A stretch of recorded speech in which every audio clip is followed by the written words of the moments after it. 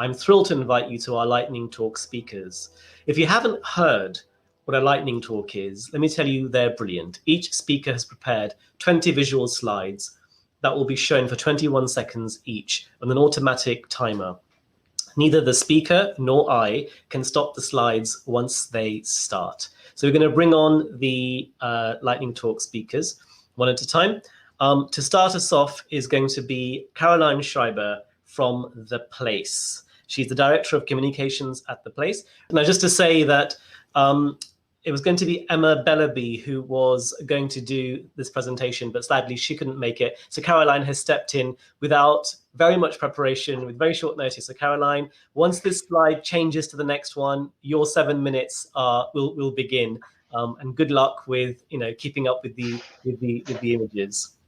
I'm going to talk about the partner schools. I can't see my slideshow starting, but there it is. Yes, and my name is on here. So as Bav said, I am stepping in for Emma. So please excuse any sort of stumbles or anything like that. I will start talking about the partner schools from the next slide. This is The Place. We're situated in the heart of Camden, and we've been a creative powerhouse for dance development for more than 50 years now. 2019 marked our 50th anniversary, which we shared with Glastonbury and Mariah Carey, although possibly less extravagant than theirs. So in that 50 years, we have become known as one of Europe's most prominent dance spaces. Most recently, The Place has turned its attention to supporting a significantly broad base of dance artists, thereby heralding another new and exciting era that will further empower creativity in contemporary dance. And then a little bit about us. On one side of the building, we have a dance theatre where artists from all over the world come to push creative boundaries and perform new and existing work on our stage to some 25,000 audience members and another 25,000 on tour. And on the other side of the building, you'll soon see that we also are home to London Contemporary Dance School, a leading conservatoire that's training the next generation of some 200 dance students every single year, PG and UG. And we also run many classes and projects for adults, children, communities, and school. We always want to reach more people through our activities and embed ourselves more in our local community. Over the years, we have looked to engage new audiences and dispel myths or narratives around what dance is or isn't, who can and can't dance. And so this is a still from a video called Planet Dance that does exactly that, and I invite you to go and see it. These values have led us to design the Partner Schools program, which is what I'm talking about today, with an aim to build long-lasting relationships with local primary school, offering dance activity throughout the year and at subsidized rate to ensure that more children in Camden can benefit from world-class art and culture.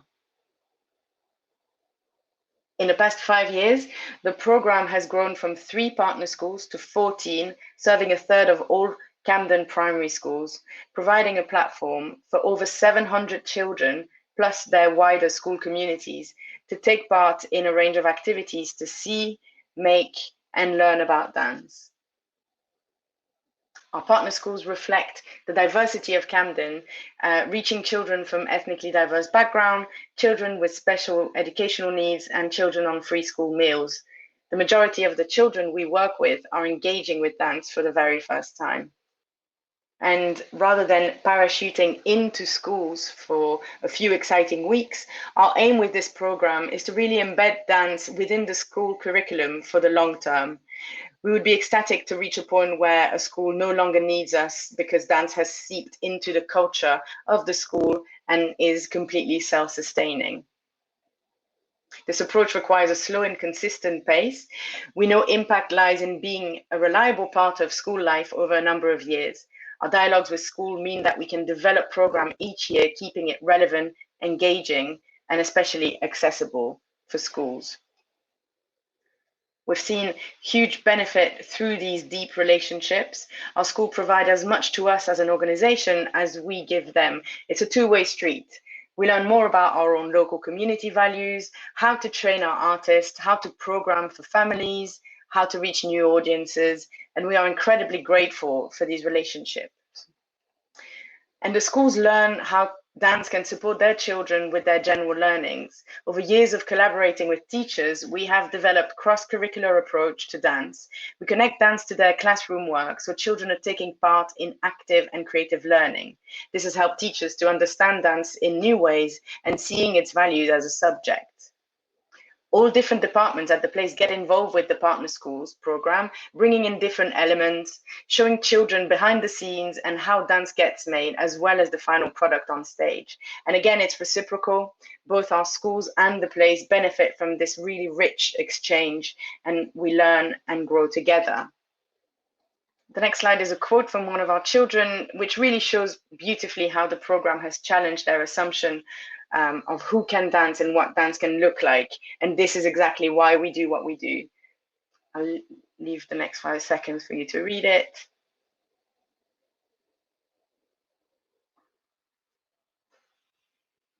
And then, of course, the pandemic hit, our theatre closed, and we couldn't get into schools. So we found our relationships with the schools have strengthened rather than weakened over this time. Teachers have been more communicative, and there has been a real need for us to be in dialogue with them and exchange what they needed from us. So our first priority was to keep delivering our program. Our artists made over 50 videos from their living room, and this was a really low-tech solution and a very, very new one for everyone that allowed us to keep our projects alive and keep the conversations with teachers going. Other elements of the program needed to be completely redesigned to be delivered online. Though challenging, we found many silver linings, like being able to make videos that feature artists and members of staff we wouldn't normally feature, virtual tours, creating films that we can then use in the future, and having more contacts and conversations with teachers. And of course, it involved a lot of delivery on Zoom, which allowed us to keep the interactive element of our program. Again, this was challenging, but it allowed us to learn along the way. Most importantly, we didn't disappear. We were consistent and consistently there. And Emma, who's now back into school, says, I have come to really miss the mute button. The pandemic allowed us to have rewarding conversations with schools about what they actually needed, which was ways to engage with whole schools, not just the 2 classes we were working with, in creative and physical activity. We created an online dance series, and next week we'll be kicking off our first ever playground tour, bringing dance performances into schools once again. And it's thanks to this slow and consistent approach that the Partner Schools program has remained relevant. We're able to continue working and learning with our schools over the last year.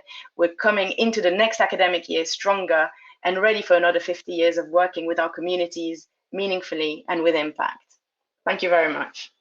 Fantastic. Thanks so much, Caroline. That was brilliantly done for someone who just stepped in at the last minute. So I really appreciate that. Next, we have Rose Alexander, who's a community manager at Regent's Place. Rose is a social entrepreneur who is optimistic about change and committed to fighting inequality.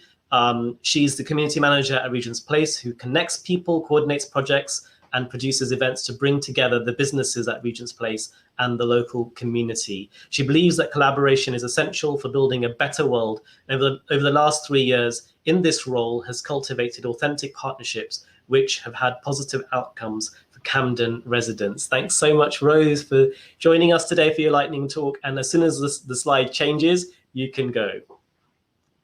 Thanks very much for having me, and thank you, Caroline, for launching us off into the lightning talk. So, as already introduced, I'm Rose, community manager.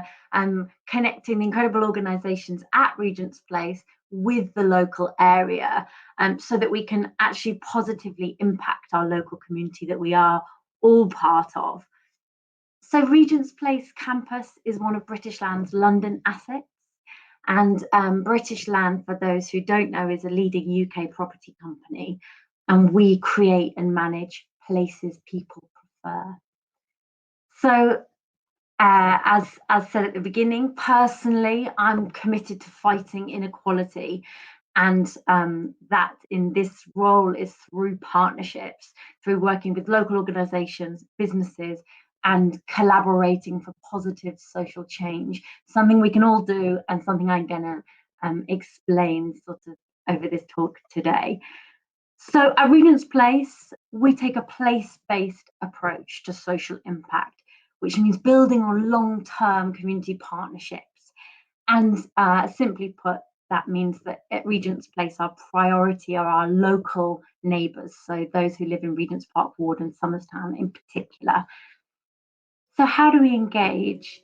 It's definitely through listening. It's not through making assumptions about our neighbours. It's about co-design and local input and actually listening to the experts. So 1 of 5 best practice points: create a way to collaborate. So my understanding of partnership is about responsibility. It's our responsibility as well as for our benefit to enhance the area. And it's about resource. What resources do we have as Regent's Place that we can use, share, utilise better, more efficiently and effectively with our local neighbours? How can we best contribute to the success and the aspirations of our area? So I'm going to just take you through a real life example. And so best practice tip 2, proactively engage and listen to the local experts. So in our case, COVID-19 hit with a huge impact on everyone, and one of our amazing grassroots partners reached out to us for support. They told us what they needed, and then we helped them to move on to our site. This space was a beautiful, sustainable cafe and community venue. We pivoted, and then this has become a test centre for the last 9 months. So Life After Hummus, our partner who approached us, they moved in the past year. As we know, inequality has risen, need has risen.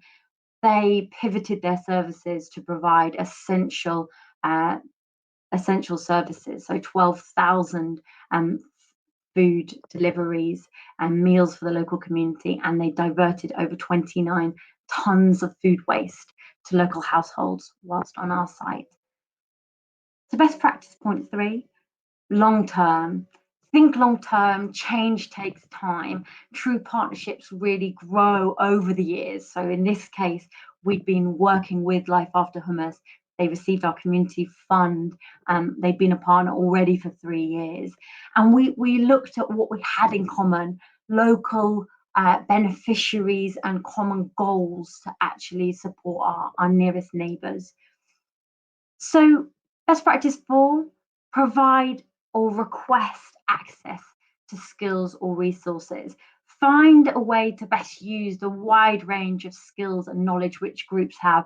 And I'm talking in both directions here, local community, grassroots organisations, and the larger corporate partners.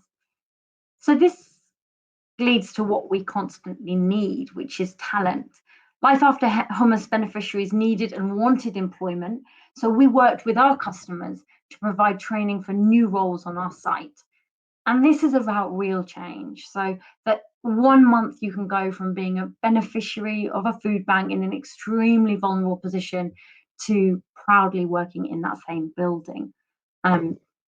For us, the value of local labour has never been so high, and we want to benefit from the immense ability and talent on our doorstep.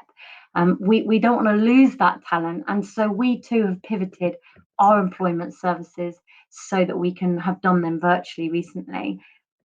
We also want to raise aspiration. So I think, this picture here is sort of raising aspiration with our future workforce.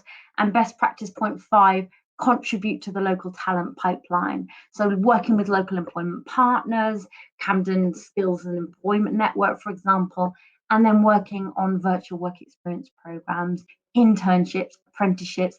This slide's from our joint partnership with Somerstown History Space, which is also with the Knowledge Quarter. So thank you to the really aspirational professionals from Knowledge Quarter partners who joined that one. increasing access to local talent needs to start much, much, much earlier. And we want our youngest neighbours to feel welcome at Regent's Place and see themselves working here in the future. We've got a very long-standing relationship with our nearest primary school, Netley. And when in 2020 they felt their girls weren't as career orientated as their boys, we created an International Women's Day career campaign with aspirational female professionals. And this is an example from inspired these same children created an equalities exhibition on why equality of gender, race and more is vital for a successful future world. And we know this is the case for our current world now. So this is another example of learning through partnership. That is such a motivation. That next generation is really inspiring to do better. So my role, privileged to support the incredible organisations of the area, and doing that through listening, engaging, collaborating, providing or requesting access to skills and resources. My call to action is to be active, get to know your neighbours, get involved with your neighbours. Let's all talk, let's all act. Change is something we can all do together. Thank you very much. Wow, change is something we can all do together. Thanks so much, Rose. What a wonderful message to end your lightning talk on. Thank you to both Caroline and Rose for joining us in person. Now, our next two lightning talks, sadly, those speakers couldn't join us live. Some things have come up in their schedule today, but thanks to technology, we were able to record their lightning talks a little earlier, and it will look seamless because they've been done in the same format. So our next lightning talk is going to be Dr. Grace McIntosh Sim, who's the Success and Event and Engagement Manager at the Royal Veterinary College. Her talk is called Student-Driven Diversity and Veterinary Sciences. Grace manages widening participation, science communication, and community engagement events with the goal of widening access and bringing in underrepresented groups to the RVC. Her key programs are summer schools in year 10, 11 and 12, junior or teen vet clubs, night at the vet college, school visits to the RVC, and outreach to schools, festivals and events. And Grace has always been incredibly supportive of Knowledge Court events and attending all of our events. So we're really pleased that she could be a part of this.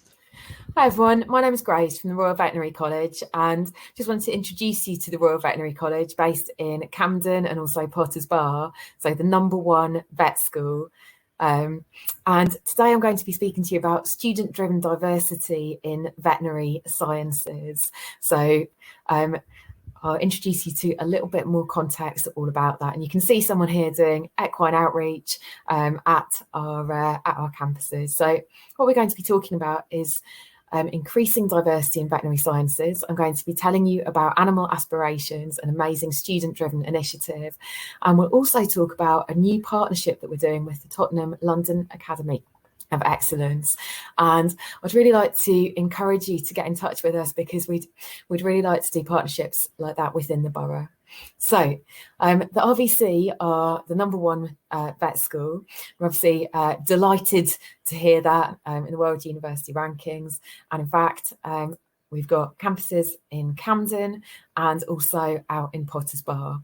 So it's something that we're really proud of, but it's so important to work on increasing the number of underrepresented students at the RVC. And so I work in the widening participation department, and that's about really making sure that everyone feels that if they wanted to study at the RVC, then it would be something which was accessible to them. So what I'm going to do is to give you a little bit more background about why that's so important for veterinary sciences. So at the RVC, people can study things like, obviously, veterinary medicine, but actually we've got a really interesting course called the Veterinary Gateway course. And that's a course that I do quite a lot of teaching on.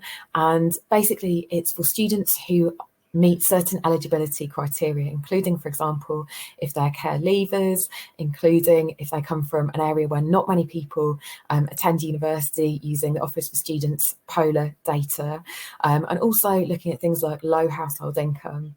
So the Gateway course is a foundation course at the start of veterinary medicine.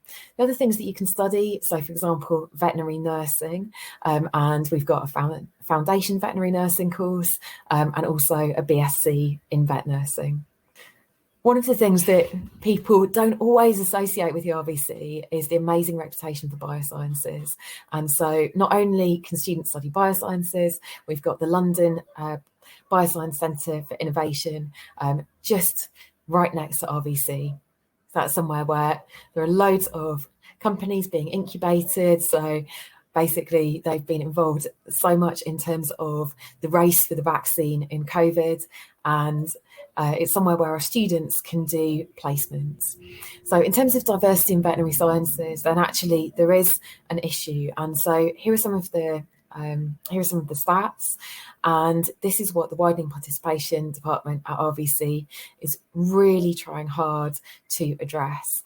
And actually, obviously, terms like BAME isn't a term that anyone at the RVC wishes to use, but at the same time, we really want to encourage students who are underrepresented to feel like the RVC would be a place for them. So you can see there the RCVS, that's the Royal College of Veterinary Surgeons, and that's the overarching body for veterinary sciences. So, for example, for things like widening participation activities, the sorts of things we do. So pre-COVID times, did all sorts of things like lab practicals, brilliant one, afternoon anatomy, where they actually get to meet a horse, listen to its heart, all sorts of things like gloving, gowning, trying out things such as using the ultrasound scanners.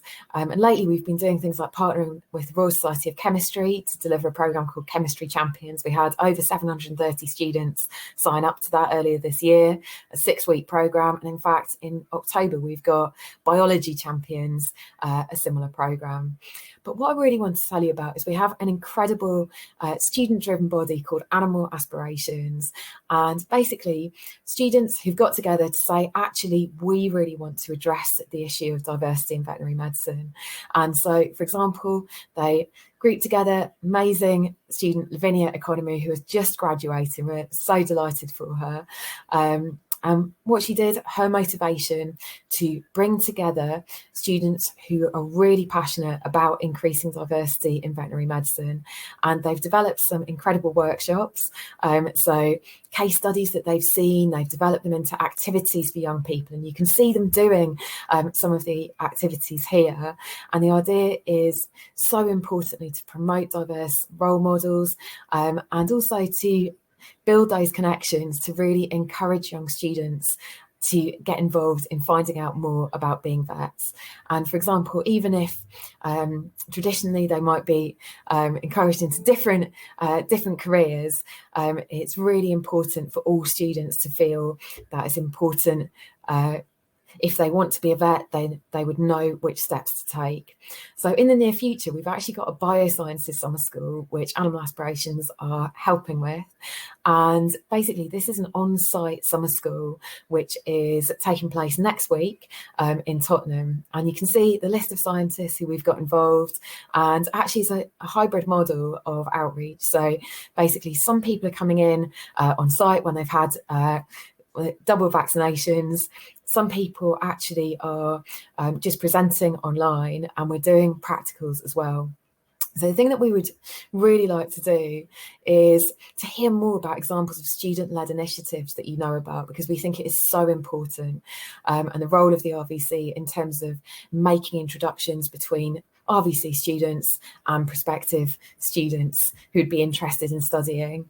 Also, in terms of partnering with secondary schools, then whilst we got the opportunity to do this Bioscience Summer School with Tottenham, actually we would really love to be doing that with secondary schools in Camden. And one of the things I'd really encourage you to do is to look up the Animal Aspirations website, because there are some amazing blog posts on there. Thanks very much. Fantastic. Thanks to Dr. Grace McIntosh Sims. A shame she couldn't be here live, but that was a wonderful lightning talk. Now, our next lightning talk, the final one of this session, is called "We Moved Our Entire Operation into a School Playground. This is What We Learned." So this is the story that's going to be told by Elle Docks, who's the communications director at the Orchestra of the Age of Enlightenment. Elle has held various audience-focused roles within the orchestral sector, including Portland Symphony Orchestra, Maine and Royal Philharmonic Orchestra, London, and now Director of Communications for the Orchestra of the Age of Enlightenment. Elle is working towards a PhD on audience development at Northumbria University and is a non-executive director on the board of the Knowledge Quarter. We are going to queue up Elle's video and play it just now. Thank you. My name is Elle, and I'm the Communications Director for the Orchestra of the Age of Enlightenment. We are a historically informed orchestra. That means we play our music on historic instruments, using techniques that the composers of the past would recognize. We pride ourselves on being able to make historic music feel fresh, exciting, and relevant. Shockingly, there are some people who consider music from the 1700s to not be relevant, but they're wrong. To give just a few examples, we engage with hundreds of participants each year in our community operas. We remake iconic modern pop music videos, and we present a series at King's Place, which pairs science and music. In 2019, our tenancy at King's Place was coming to an end, and we were in search of a new home. At the same time, an enterprising and progressive comprehensive school in Camden was looking for ways to raise revenue. It seemed like a fortuitous rental opportunity, and we probably could have negotiated and signed a rental agreement in a couple of months. Ever determined to challenge our relevancy and role in the community, we engaged in a prolonged discussion with how we could collaborate to make so much more of the partnership. For our part, that meant providing the students with artistic connections across the curriculum, everyday access to orchestral music, and long-term meaningful work experience opportunities. So we took the plunge, and in September 2020, we became the first arts organisation in the UK with permanent residency in a school. We moved our entire operations, office, and extensive library of sheet music into the playground of Ackland Burley, and our musicians use the Assembly Hall as a rehearsal and concert space. As the title of this presentation promises, the next section of slides is about what we learned along the way, in what we're calling Year Zero. Some of it is obvious, and some of it I hope will be a useful guide to you if you're planning to establish a similar residency. It's a cliche, but start with why. Not just for writing your business case and answering questions of well-meaning but baffled onlookers, but because the process takes a long time and you'll be surrounded by doubters, and sometimes you'll think to yourself, it will be easier just to back out. Map your stakeholders. Our partnership is not just between the orchestra and the school. There are so many more stakeholders to consider, from the parents of the students to local press and local council, to orchestra donors and sponsors, our board members and musicians, all with varying needs and concerns.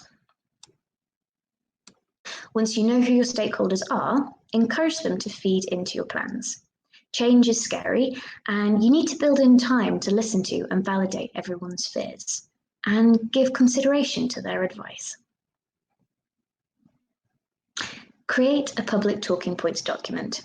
In our case, it was important that we all understood that the orchestra is not riding in on a white horse to save the kids. They're highly talented, culturally rich students, and we have so much to learn from them too. It has to be an equal collaboration in all areas.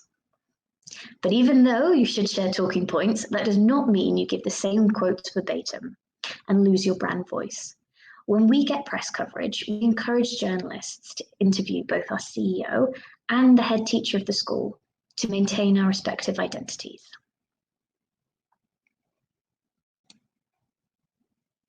The most important one, talk about safeguarding. Appoint a designated safeguarding lead. Write a safeguarding policy, complete safeguarding training, build safeguarding provisions into project risk assessments, and keep safeguarding as a standing agenda item for every board meeting. Now, like all partnerships, it is important to develop a system for regular communication. How you choose to do this is down to personal preference and your office culture, but it could be a shared calendar or a weekly meeting or appointing a dedicated liaison. Now, this is the most important one for me. Being in a school does not mean you have to sit on a plastic chair surrounded by chalk dust and textbooks. My school was a miserable, oppressive building, and I was apprehensive that our office would feel that way too, but it really doesn't. We have been working with Camden Music Hub for years. We work with 18 of the primary schools that feed into Acon Burley, and even then, we can't assume that we're going to be welcomed with open arms by all the students. Earning and maintaining trust is an ongoing process, and we have to keep showing up with meaningful opportunities. And on the topic of meaningful opportunities, it turns out not all of the students want a career playing harpsichord. So another way that we can support them is to introduce them to our network. Here, we brought in artist management, pop stars, and the comedian Chris Addison to attend the students' career development day and answer questions. You'll be under a lot of pressure from funders to demonstrate your impact right away, and that just isn't realistic. Some of the challenges that these students face in terms of attainment is deeply ingrained social inequality. And for our part, the challenges that orchestras face are legacies of public policy from decades ago. You must manage expectations about what is achievable. Lastly, I wanted to end this presentation with an anecdote. In the first week of the agreement, a newspaper had just informed us that they were going to publish an article about our partnership, and internally, there was a feeling of discomfort about the pace at which the press was moving and the lack of control we had over the matter. And I remember apologizing to an ABS colleague over Zoom about all of this. And she very generously said, you know, there's no template for what we're doing. It's like that scene in Wallace and Gromit where Gromit is throwing down the train tracks as the train is moving. And I was just moved by her goodwill in that moment to understand the situation and inject some humor. So in this presentation, I've whizzed through some of the lessons from year 0 of our residency in the playground. The Knowledge Quarter is all about knowledge creation and knowledge sharing. And we're always on the other end of a Zoom call if you want to talk about setting up your own residency or if you're interested in supporting ours. Thank you. Fantastic. Thanks so much, Elle, and thanks to all of our Lightning Talk speakers.